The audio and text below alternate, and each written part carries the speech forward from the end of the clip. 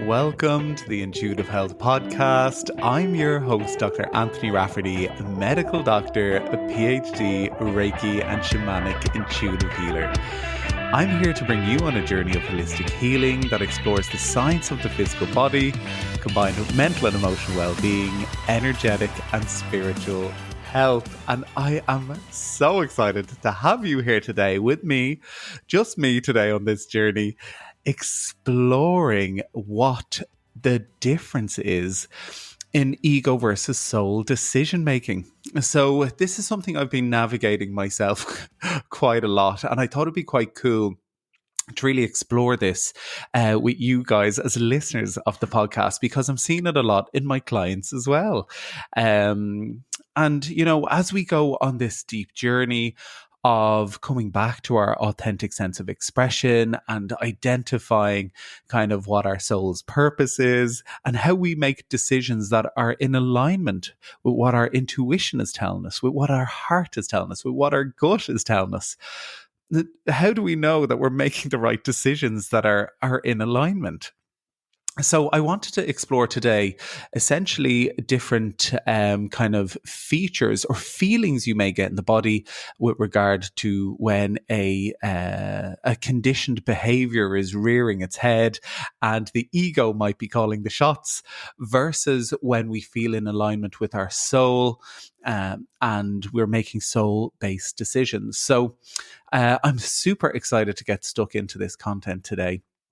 Now, this has all kind of come about after just finishing the 6-week Awaken Your Voice course that we had run live online with the most beautiful group of souls. We were going deep into the wounds of expression. So things that blocked our authentic sense of expression through our voice and how we just show up in the world. Like, are we showing up authentically on the day to day? And what wounds have we inherited that actually block us from showing up in the most authentic way? And the deeper we got into the content, we were exploring the most amazing fears that basically created limiting beliefs that led to the development of facades or archetypes that basically we live by in a very unconscious way, that run the show on the day to day. And, you know, when we kind of look back through all of these kind of patterns by which we live out our wounds on the day to day, it really strips us back to kind of make us think to ourselves, oh my God, what fears are underlying all of these behavioral patterns? So if you've ever questioned whether your choices are coming from fear rather than deep inner truth, this episode is for you. And we're going to explore exactly why that may be the case. So hopefully by the end of this podcast episode, you'll have a bit more understanding of what this ego is, what the soul is, how to recognize whether the ego or the soul is guiding you with regard to decision making. And I'm going to give you some tips to live a more soul aligned life. So let's get stuck in.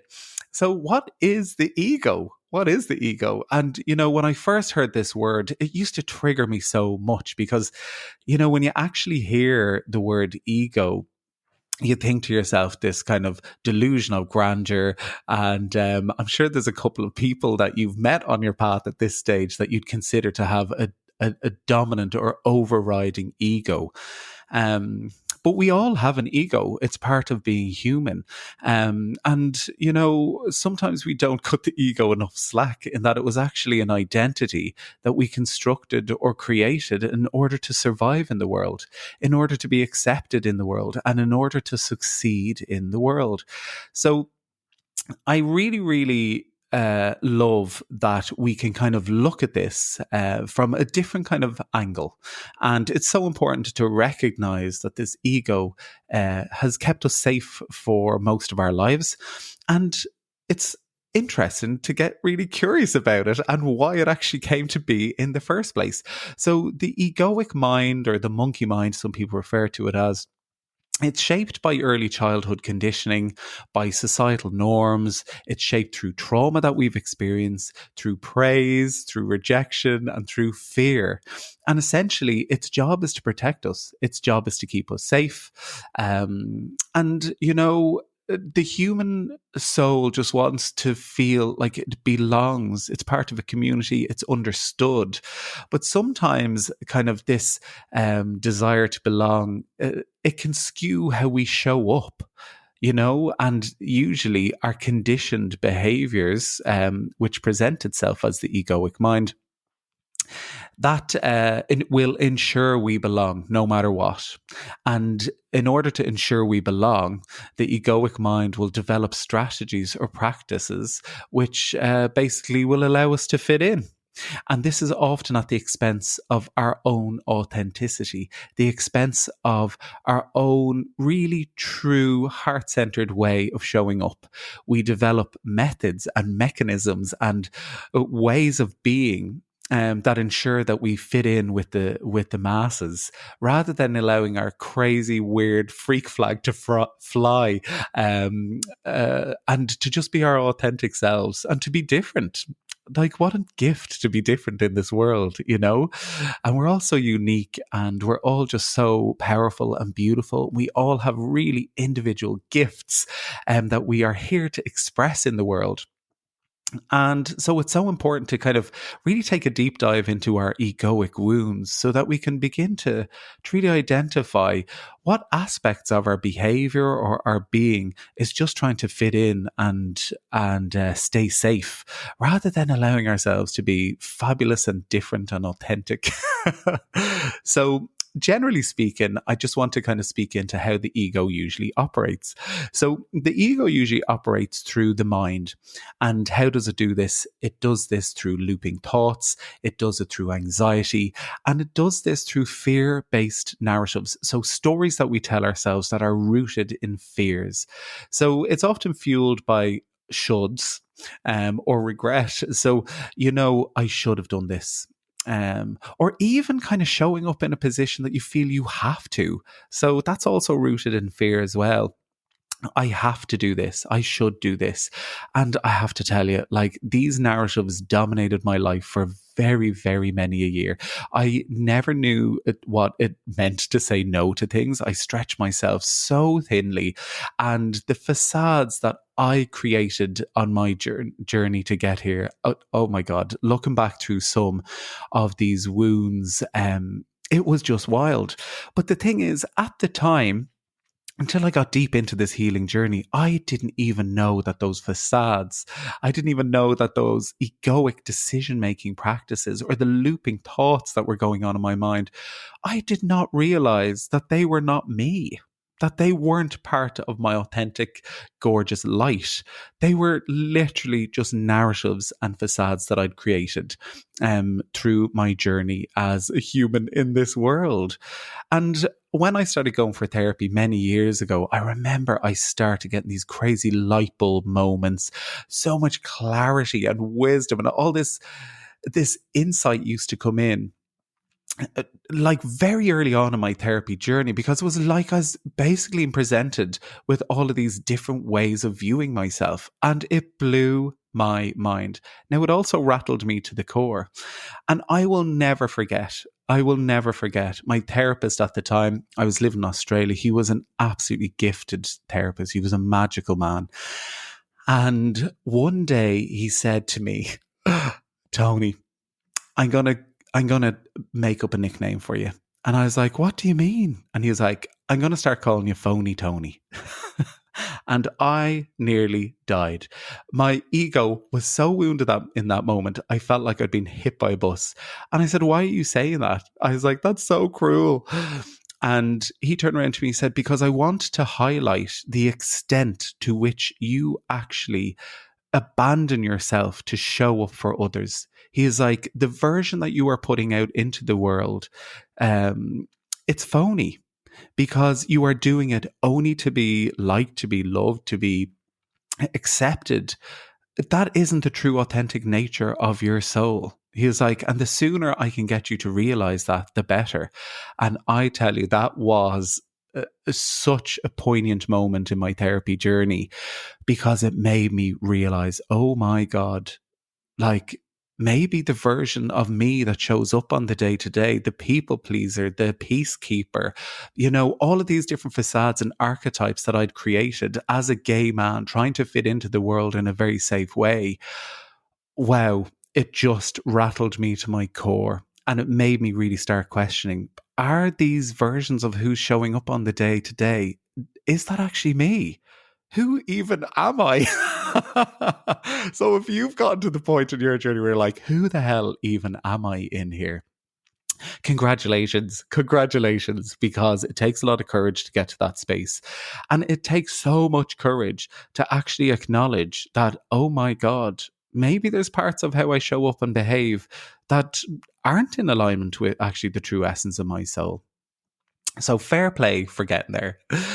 Now, generally speaking, the ego also tries to control things.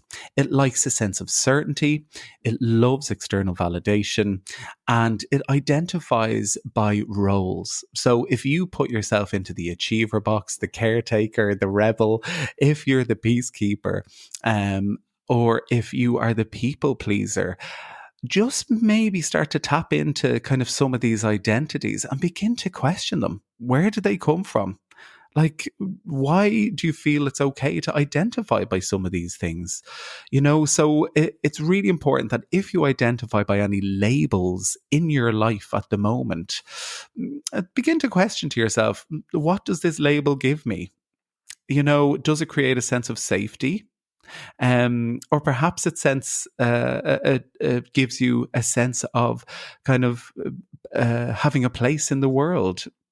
You know, I tend to find that sometimes when we really let the ego lead the way with decision makings, we may take jobs for prestige over passion. We take jobs because they sound good on paper. They have lovely fancy titles, rather than actually following what your soul or your heart is telling you. Sometimes we end up saying yes because we have a fear of being disliked. Oh my God, absolutely was me on the journey. um, and sometimes we overachieve to feel worthy. And, if I can't associate with this one anymore, I don't know who I'd be. But the overachieving piece can be so huge. And the thing is, our worth gets wrapped up in a lot of these things. So are you overachieving to basically validate yourself and to feel like you are worth taking up space? Because actually the true light and the essence of your soul that we'll get into, that is your medicine, that is your gift to the world. It's not all the degrees that you have. And don't get me wrong, like I obviously want to see certain people in certain genres of life because they have the qualifications to be able to guide me or mentor me or review my health file. But when we kind of start chasing some of these things in our life, is it just to feel like as we are worthy of taking up the space? So really important questions to begin asking yourself. And another one I tend to see in practice quite a lot is staying in a relationship because of what others might think. And this is a huge one. I have had myself a couple of serious relationships, went through a big separation for many years. And, sometimes when I look back at the decision making that was linked to embarrassment and regret, that kept me in spaces or one particular relationship for longer than I probably should have been in, and actually let it evolve to spaces where I knew from the get-go that maybe that's not where it should have gone. But I didn't trust my intuition. I didn't use discernment at that time. I kind of went based on kind of what other people were saying to me and put other people's opinions on a much higher pedestal than my own internal judgment and navigation system. And unfortunately, this has happened on many, many, many occasions. And I used to beat myself up about this until I realized that actually these were conditioned ways of being. And then when I started going back and giving those younger versions of myself love and understanding because he didn't know any different, that is when things began to change for me. So essentially, let's move now into what the soul is. So We've discussed a little bit about the ego and what ego may operate as, and I've kind of given you some examples of what ego-led decision making looks like. But what is the soul? The soul is beautiful. It's eternal, it's wise, and it's the most authentic expression of our sense of self. It's essentially who we are. It's the essence of who we are beneath all of the roles and all of the wounds and all of the conditioning that we hold. It is the true light of our soul. So basically, the way I tend to look at this as an energetic healer is that the soul is this beautiful, pure energy that is eternal and moves from life to life through all of these beautiful lives that we've lived. And carries a deep understanding of all of these past lives. And it is essentially this kind of eternal energy that comes into this physical world and takes up residence in our meat suit, in our body. And essentially, it kind of goes on this journey or this dance with our human mind. And essentially has a much deeper and intuitive knowing about why we came here in this physical world to do the things that we came to do, to learn the lessons that we came to learn. However, the soul doesn't operate the same way that the ego does. The ego is constructed by the patterns and the conditioning and the relational life that we've had within this physical life. However, your soul holds the memory from multiple lives. It's wise. It's wise beyond what we can even comprehend. And although the ego speaks in looping thought and narrative patterns in our mind, the soul is more linked to feeling. It's more linked to intuition, what resonates with us, what sparks a much deeper and inner knowing about what is right and wrong on this path. The soul does not seek validation. What the soul seeks is actually truth. It seeks alignment and it seeks growth. And they are all beautiful, beautiful words to kind of really anchor in kind of what it means to be on a journey with the soul. And I tend to say to people, when people are suffering from anxiety or low mood, it's because the monkey mind, the egoic mind, there is something out of place in regard to our soul alignment. We've allowed the egoic mind to take root, and the looping thought patterns based on our conditioned behaviors and all of these things, that's what's taking over. However, your soul wisdom and knowing and your intuition is becoming so strong in the body, a battle ends up forming internally. And do you ever go through those times when you feel like there's such deep internal chaos? There's a battle going on internally. That's the battle between your soul and the wisdom you hold and the egoic conditioned mind. And it's so interesting because, when we go on a journey with the soul whispers, it does not shout. The egoic mind shouts. And for anybody who has gotten trapped in loops of anxiety and intense thought patterns, like I went on a deep journey with this back before I began medical school. It's how I actually found my way to the Buddhist center, where I learned to meditate and quiet the mind to go on much more deeper journey with my soul and my inner world. And that's what reconnected me with my soul, was basically the Buddhist center and all the beautiful teachers and mentors at the Buddhist center. And I'm going to speak into what spiritual awakening is and how it's a remembering of your true nature and going back to your soul in another podcast episode. But it's quite fascinating because actually the wounds of the egoic mind and the torment that it was causing me at that time led me to seek solace within the space of my soul. And in order to do that and to actually hear the whispers of what my soul was trying to tell me, I had to find a sense of silence. I had to find stillness in my body, and I had to return to my body.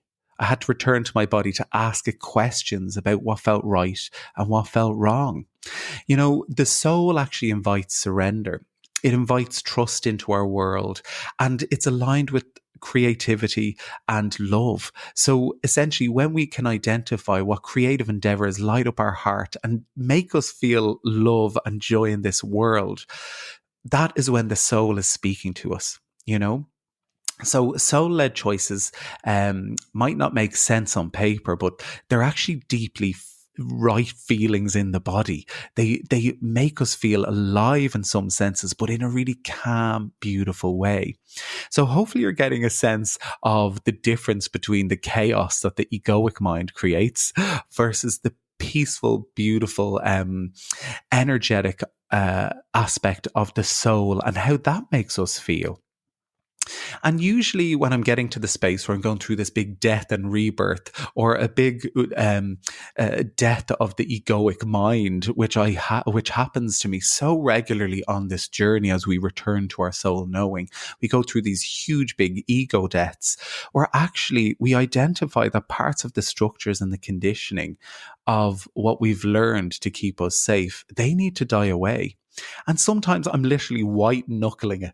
I'm holding so desperately onto that part of my egoic mind and that part of how I used to view myself that it causes so much chaos internally until I actually just let go. I let go of that part of me and I allow my soul to step in and actually take the lead, and the peace just comes back in, you know?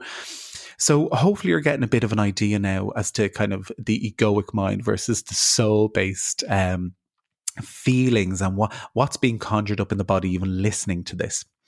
So generally speaking, soul-led decisions tend to make you feel that things are in alignment. It might result in you leaving kind of a job or situation or something that might actually look perfect on paper, but actually makes you feel misaligned. And, this happened to me in relationships. It's happening to me in living situations. It's happened to me in jobs. I have actually on a journey with a fifth degree at the moment. And, that was a lot of that was seeking and chasing validation and having the perfect resume. I remember I used to think to myself, oh my God, my resume is amazing. I have like over 40 or 50 published papers. I've spoken at all these conferences. Look at all the degrees that I have. This is amazing. But actually, when I used to go to the hospital every day, because I had a deep connection with spirit, a deep connection to energy, the way we did modern medicine just felt so misaligned to me. I couldn't give people time. I couldn't give people my energy. I couldn't talk to them about everything that I needed to talk to them about, the trauma that led to some of these physical body conditions. And although everything looked perfect on paper, I had followed the perfect career trajectory to be a brilliant doctor on paper. Something just felt misaligned.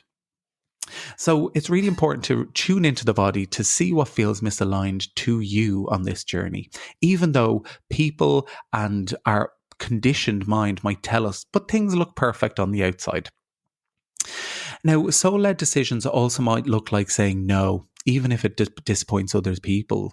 And, guilt is such a huge thing in the Irish culture. I've spoken about this in previous podcast episodes, and it's a wasted emotion. It's a wasted energy because actually it gets nobody anywhere, and it's often what prevents us from saying no and stepping into a place of the conditioned egoic mind because we're so worried about disappointing other people. Another example of a soul-led decision might look like pursuing a calling that doesn't guarantee success, but it actually brings you peace. What would it look like to pursue something like that? What does it look like to choose healing over the hustle culture that exists? And this is such a catchphrase over in the States. My friends from the States use it all the time. Do you have a side hustle? Where do you make your extra money? And I'm like, that all sounds like so much work. Can you heal these wounds of the egoic mind that you don't need to pursue the side hustle? Or do you feel like you're constantly hustling in your job right now? Like hustling in a relationship? What does it look like to you? And can you make a more soul-led decision around that? So I'm going to speak a little bit now into how the ego runs the show. So signs that the ego might be in control might look like having constant mental chatter or overthinking. Oh my God. Back when I used to suffer from anxiety about 15 years ago, before I found my way to the Buddhist center, I used to lie awake at night thinking, overthinking everything. Oh my God. My mind was on constant looped feedback patterns, and a lot of it was fear-based decision making. So what does it look like if I fail? What will people think of me? Do you make decisions that are based from fear? Have a little think about that. Also, seeking external validation or proving yourself to others. How do you try and prove yourself to others on the day to day? Do you seek external validation for what you do on the day to day? You know, do you avoid discomfort at all costs? Now, that to me is a complete rejection of self, of your needs. A complete rejection. Because a lot of the time, if we're feeling discomfort in relational settings, it's because something's arisen that we don't feel happy about. But if we have a deep fear of conflict or confrontation, that may mean that we actually just avoid difficult conversations. But do you avoid discomfort in other aspects of your life too? Are you fearful of sitting into the shadow? Are you fearful of sitting into aspects of your being that just make you feel icky and sticky? We can't always live in the light. We can't spiritually bypass our way out of some of these crappy feelings. Sometimes actually the breakthrough comes from allowing yourself to sit in deep discomfort. Another way in which the ego may show you that it's in control is if you're living by default rather than by design. Now, what does that mean? So, when we are in touch with our creative soul energy, we create the world that we want to live. We pursue a path. We draw in the energy of creativity and this beautiful way of being that we are trying to actually manifest in the world. However, if you look at our default patterns of behavior, it might be looping situations in relationships, in jobs, in friendships, how we show up in the world. Is that the default loop that's playing out in our world? And that's the ego that's controlling the show. What does it look like to step into a new way of being rather than allowing this loop to continue to play out? And that's so scary. Because actually, if we step into a new way of being, we're stepping out of a default loop. And what happens when we do that? It's uncomfortable because we can't predict the outcome. We have no control over the outcome. Whereas if the ego is at play, of course, even though you might be repeating something on an ongoing basis that actually makes you feel so uncomfortable in the body, it's not in alignment for you, but there's safety in knowing the outcome. It's a subtle way in which we manipulate the situation because we can predict how things will go, even if we don't like it. You know, the egoic mind wants us to stay within safe spaces that might be deeply uncomfortable for us, rather than actually stepping into a new, beautiful way of being in which it can't control the outcome. So really begin to challenge and question yourself about this, you know. Sometimes actually we begin to feel deeply disconnected from ourselves, and we constantly feel anxious if the ego is running the show. Now, core beliefs that the ego may hold might be things like, I'm only valuable if I'm productive, that love is earned rather than inherent. Was the love that you received as a child based on the things that you did? Did you have to do things to feel loved? So this is a really important one, and one I see all the time with my clients. Was being different dangerous when you were growing up? And you know, as a gay man, I felt completely different. I didn't know any other gay men. There was actually no role models in my life growing up as a gay man. So I felt completely alone and completely different. And the narrative around gay men when I was growing up was obviously to do with health scares through the HIV and AIDS circumstances that had happened for the decades before I came into the world, and just homophobic comments that played out in society as I was growing up. So, you know, it was dangerous to actually be different in that circumstance, you know? So it's really important to kind of really start to think to yourself, well, actually, how does that extend to my world? How does that extend into my life? And I knew actually when I stepped out of the mainstream medical model to do things differently, to be more holistic and integrative, to combine science and soul, that felt very different. And it felt nerve-wracking to step into that space because, you know, I felt I was stepping into a space in which, you know, there was danger around. because nobody understood the role. It was like I was paving a new path that nobody understood. And usually when people don't understand things, they immediately vilify things. So have a little think about your journey and whether actually you're yearning to do something differently in the world. What does that look like? Do you feel like it's dangerous to show up? Another core belief to do with the ego is that rest is laziness. And oh my God, I have literally, like, listening to myself speak this, it's actually resonating in my own soul. You know, when I rest, I feel, oh my God, you're not being productive. You're not doing the things you're supposed to do. And this results in burnout, quite quickly, repeatedly burning out. So really listen to your body. If it needs rest, try and battle against that egoic mind that's trying to tell you to keep going, you know? And another deeply, deeply rooted one, especially, and I feel this one so much in the solar plexus of people who come through, deeply linked to worth and sense of self. Who I am isn't enough. If you, in this very current moment, feel like you are not enough in how you are showing up in your job, in your relationship, in life, in friendships, that is an egoic belief structure that has made you feel that way through your conditioned behaviors. So, you know, my heart literally is sending so much love to you if you're listening to this and that resonates with you. It's absolutely of a journey that I've been on, and I can 100% say that it's something I still battle with on the day to day. So you are not alone in this, but I see you, I feel you, I'm holding you in that. Okay. So I just want to now explore what awakening to your soul's knowing looks like. And how did these awakening moments actually begin to happen? It often happens through periods of having a big emotional breakdown. Perhaps you've gone through burnout. Perhaps you're going through a deep a sense of grief. That can be the loss of a loved one. It can be the loss of a relationship. It could be the loss of a home. It could be the loss of a job, whatever that might be.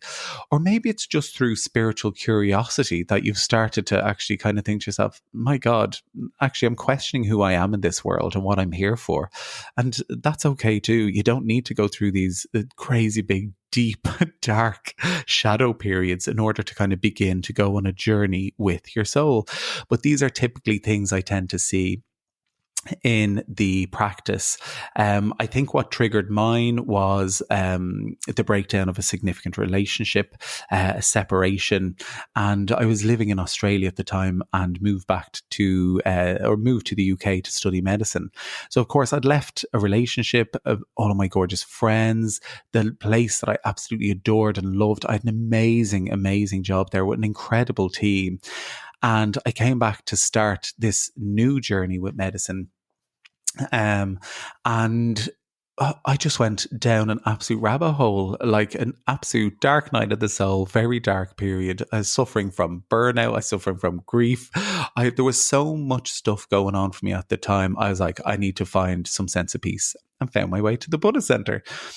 So obviously spiritual curiosity crept in at that point, and just giving myself the opportunity to sit and quiet my mind, which was so hard at the beginning when the ego was anchored so deeply into success and validation and all the belief structures that are going on within our world.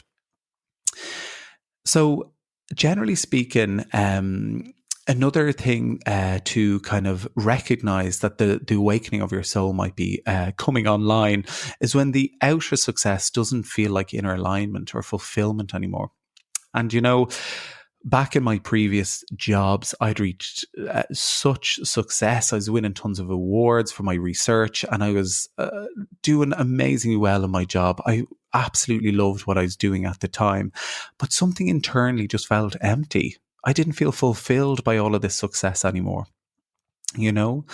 And at that time, my intuition just became louder than my logical mind. Even finding the Buddhist center, my intuition was like, you need to find some support to quiet this crazy monkey mind that's running the show at the moment.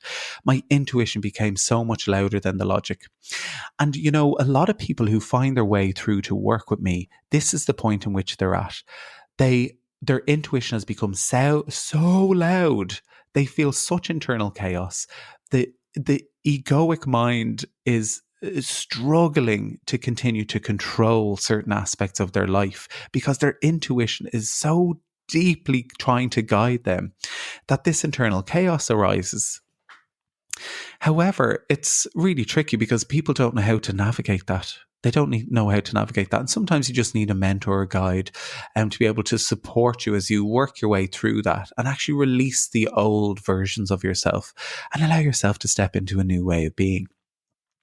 Now, there's a couple of practices that can help you to awaken your soul. And like I said, when I found my way to the Buddhist center, deep meditation and being within a spiritual community that you could have these conversations with was so key. And there's a beautiful Buddhist center here in Dublin. I take part in the Triratna community, and they have a lovely center, a beautiful community, and they teach meditation all the time. I encourage you to seek them out if you are going through mentally challenging time. The beautiful community that can help to hold you in that. Going on a journey with breathwork is amazing. It shifts energy. It's absolutely brilliant. It's still a very core and key tool in my journey with my soul, with shifting energy and emotion that has been stuck in my body for over 40 years. And finding a sense of stillness. So sometimes I get into my body, I do my yoga, I do my dance, I do my movement. I do these things as body-based practices so I can begin to feel what's in my body rather than think through things. After I've done that, I allow myself to just sit. Sometimes I don't even go into active meditation. I allow myself to just sit and be still. And I love it. It's a lovely time after you've done some somatic or body-based work to actually find yourself in a space of stillness. Allow yourself to listen to what the soul is saying. The soul is deeply connected to nature and it's deeply connected to solitude. We're not made to be around people 24/7. And if you're someone that struggles to be alone, I feel you so deeply. It's often because we don't want to sit with ourselves. We don't want to sit with the crappy feelings and the thoughts and all of these things that are coming up.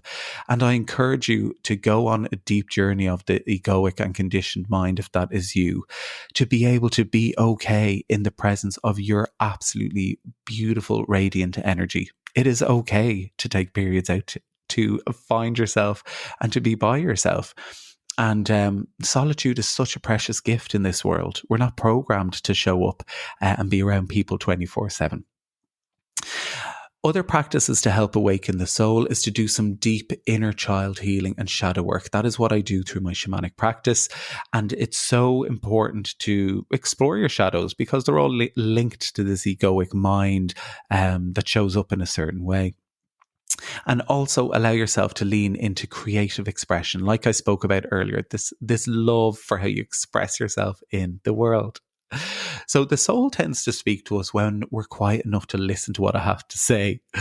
When we allow ourselves to drop into our heart and in our gut feeling. Oh my God. This is why gut health protocols are so important when it comes to my journey with clients, because we actually need to heal our gut in order to know what our gut feeling feels like. So a physical body gut health plan with regard to appropriate nutrition, the right supplements and the herbs to literally heal physically your gut has been such a huge turning point for me and for my clients in order to be able to fully listen to the gut feeling again. And I encourage you to follow curiosity rather than follow the logical mind all the time. What are you curious about? What makes you curious in your world? I love it. And generally speaking, when we're in a sense of presence and flow, the soul can speak to us. It will present what it needs us to see. So I just wanted to provide some comparisons about what it looks like to be in an egoic decision-making process versus a soul-led decision-making process. So the ego will make fear-based decisions, whereas the soul will make love or heart-centered decisions. The egoic mind will want to control a situation and will want certainty of the outcome. Whereas a soul-based decision will allow us to trust the outcome, trust the universe, and allow ourselves to surrender to what actually is for our greatest good. The egoic mind will want to seek validation, whereas the soul will want to seek truth. What feels true to you? you know.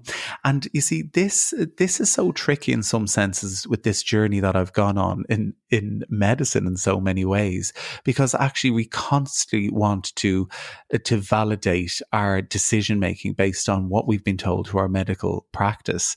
But actually, when you take a very soul based decision or management plan approach to working with the clients, it's actually seeking out what suits their soul the best, their physical body, their mental and emotional body. You know, it's actually by looking at the truth of what is right for each individual person. You know, it's completely different. Just to continue on with our journey with these comparisons. So the egoic mind will react from past pain. If you're being triggered or there's something coming up for you, it's the egoic mind trying to raise an alarm system to keep you safe. It's trapped in your nervous system. This energy is trapped in the nervous system. Whereas the soul will respond from inner wisdom, that deeper sense of knowing and being and embodiment within us. The ego will focus on outcomes. So it's very outcome focused, whereas the soul focuses on alignment. I absolutely love this point. I love this point because actually, if we are so focused on the outcome of all of these things, it keeps us in this rigid way of approaching things that doesn't allow the flexibility or the freedom of the soul to come in and bring us on a path that will actually lead to something even better. Because actually our soul has a greater and deeper sense of knowing and awareness with all of this stuff to lead us to brilliant and beautiful places that the ego could be blocking, you know. So it's really important to be aware of this. The ego tends to be loud, it's very anxious, and it's pushy in its decision making. If something feels that it needs to be done immediately, if you feel that there's an urgency to making a decision, that's the ego. That is absolutely the ego. Whereas the soul, it will speak to you in a beautiful whisper, like I said. It's quiet, it's grounded, and it feels really spacious. It feels really spacious. So rather than sitting in a space of what do others want, sit into a space of what feels true to me. What feels true to me. So I just want to leave you guys with some tips for soul-led living. And these are just a couple of things that I think can really help people, just as a few top tips as we finish out this episode. So one thing I will say as we start this list is to look at your why with things. Why? Ask yourself a million times with all of the decisions that you're making. And, you know, when you're making decisions, why am I making the decision? Is this decision rooted in fear or is it rooted in love? So the ego, if you're following a fear-based decision, might say to you, but what if you fail at that? Don't do that because actually you could fail. But the soul will ask you, what if it changes everything? What if this literally changes your life? And that's the thing about this, you know, and if we think to ourselves, if we make decisions that change our life and have such huge potential to bring about all the things that we want in the world, maybe your nervous system needs to regulate the new way of being that will actually allow those things to come in. So just something to consider. The second tip is to tune into your body and not just follow what the mind is telling you. If your gut tightens up, if you get tension in the body, if you feel shrink wrapped, this is something I hear regularly. It's almost like you're being wrapped by energy. It's these energy bands, this tightening in the body. That's the egoic mind. That's the egoic mind constricting you. Whereas actually, if you tune into the body and your heart feels open and you have a lovely sense of inner calm and grounding, that's the soul. So tune into the body is my second tip. The third tip is to give yourself time because soul-based decisions need spaciousness. You know, no decision, well, there's very few decisions in this world that need to have an immediate action. We generally don't need to act on things immediately. So give yourself some space. Delay reacting to something. Sit with it, you know? And sometimes we actually act in a sense of urgency because we are worried about what the other person will think, or we feel we're letting someone down. You know, give yourself the time. Give yourself the time to make a decision that feels in alignment. Give yourself the space, delay reacting in the moment, and just sit with your feeling. If it takes you an hour, if it takes you a day or 2 days, that's absolutely fine too. but at least it will be a more soul-aligned decision at the end of the day. So my fourth tip is to journal or voice note to yourself about what your soul is saying to you right now, and explore what comes up for you when you ask that, If one thing I would love for you guys to explore, especially when you're journaling, is, if you are being placed in a position where you have to make a decision, ask yourself, if I wasn't afraid, if there was no fear in my body, what would I choose in this situation? And actually write down, well, if there is fear creeping in here, what are they?